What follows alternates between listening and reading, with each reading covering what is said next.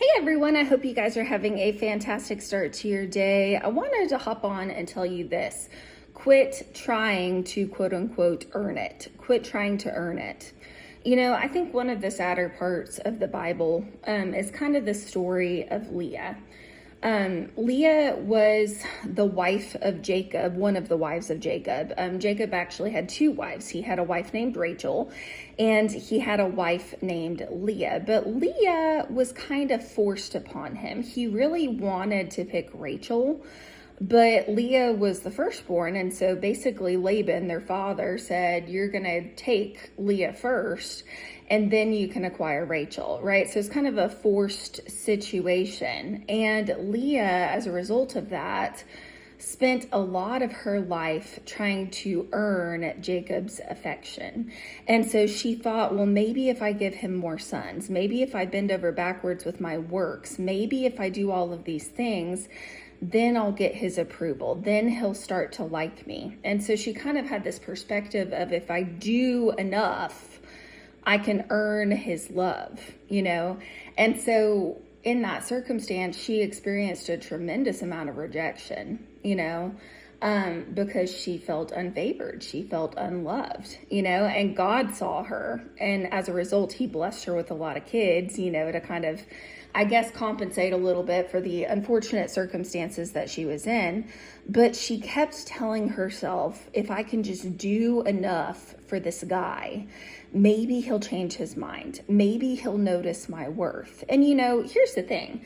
Jacob appreciated the things that Leah did for him, but it didn't change his mind on her worth. And that's a whole word for some of you guys today, okay? I want to read you a part of this scripture, and then I want to break this down a little bit more. So this is going to be in Genesis chapter 30, verse 20, that I want to read you.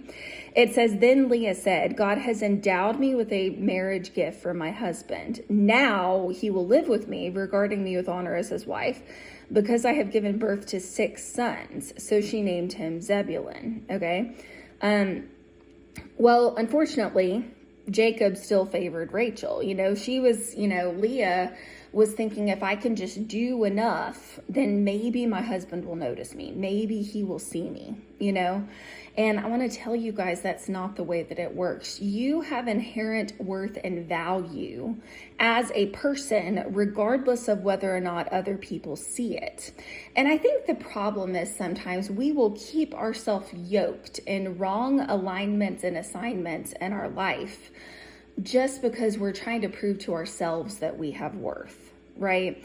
You know, this could represent a workplace situation. You know, you bend over backwards, you work really, really hard, and they just don't ever notice your value or your worth. It could be a sign, ladies and gents, that God is calling you to move onward from that place, you know? Sometimes God will allow us to be overlooked by the wrong things so that we can be yoked to the right things in our life down the line.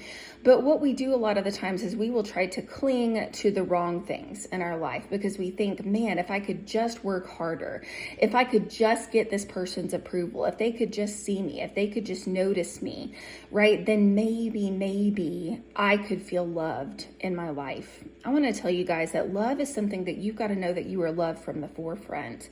And the God connections in your life are going to see your worth from the get-go, okay? I want you guys to look at the opposite that happened with Jacob and Rachel's love story.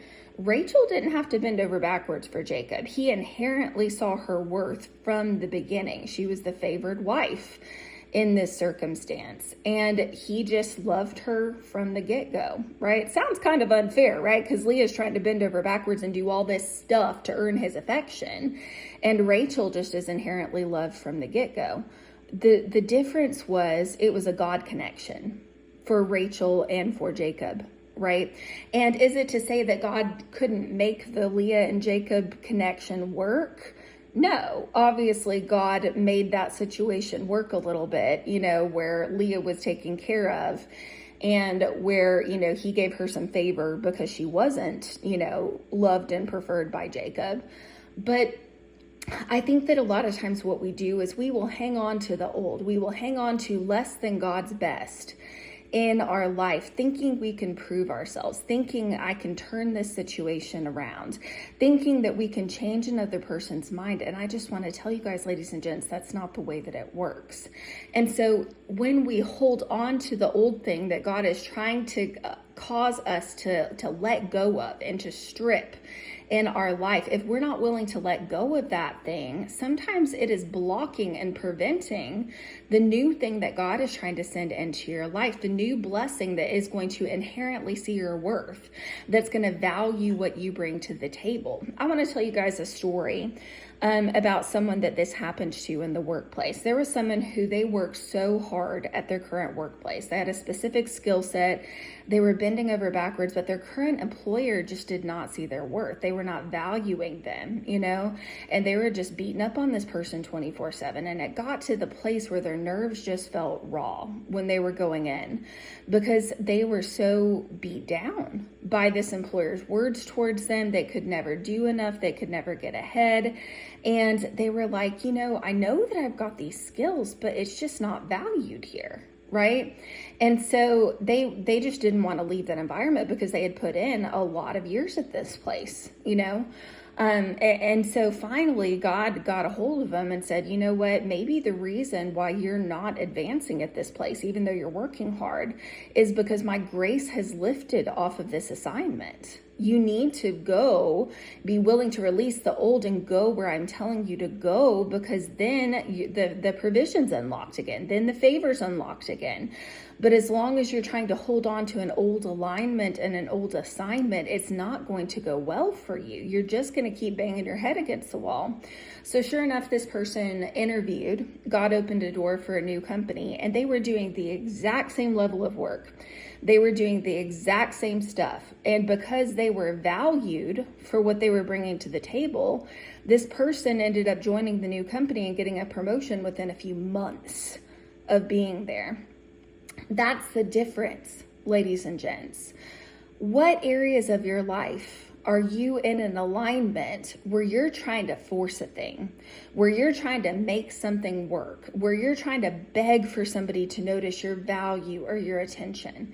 Ladies and gents, regardless of whether or not they see it, you have worth, tremendous worth, but sometimes you're in the wrong environment. And God can't give you that new thing a lot of the time until you're willing to release the old, because that old thing is in the new thing spot. You can only handle and steward so much in your life. And God is looking at you today going, will you trust me with this thing?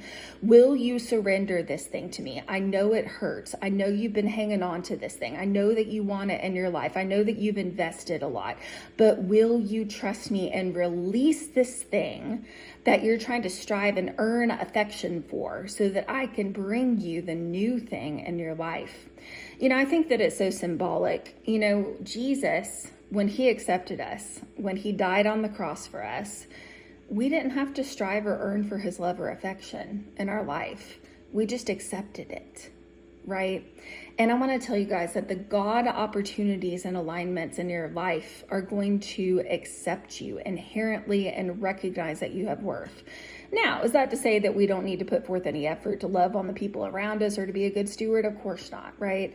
But it's going to be something that they notice, that they value, that they perceive, and that your efforts are going to be recognized, right? You're not just going to feel like you're bending over backwards to no avail in the God alignments and in the assignments that he has for you in your life. And I wanted to say one final thing on this particular topic.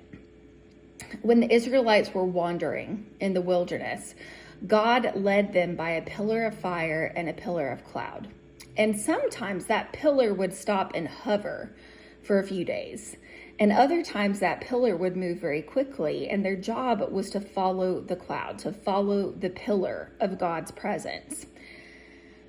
I want to tell you guys that there will be some seasons in our life where the pillar hovers for a little bit. God has you planted in a certain situation for maybe many years. But when the pillar moves on, I think a lot of times what we try to do is, instead of following God's presence into the new thing, we try to cling to the old because it was good, because his presence was on a thing. right? And a lot of times it's because we're fearful to let go, because that old thing represents our comfort zone. It represents the place that we are familiar with in our life. But I want to tell you guys, we're responsible for moving with God's presence. And that pillar in your life may have been on a thing for an extended season, but when God says it's time to move, it's time to move, because he's trying to lead you into what's best and what is the now thing for you in your life. So I want to encourage you guys today, if you've been striving for other people or opportunities to see your worth today, I want you to know that you have worth. Separate from the striving, separate from your work, separate from you trying to earn other people's love, regardless of whether or not they see it, you have worth today. But sometimes you've got to be willing to let go of the old in order to embrace the new and to step into the God opportunities that he has for your life. Amen. Hope you guys have a great day. I will chat with you again soon.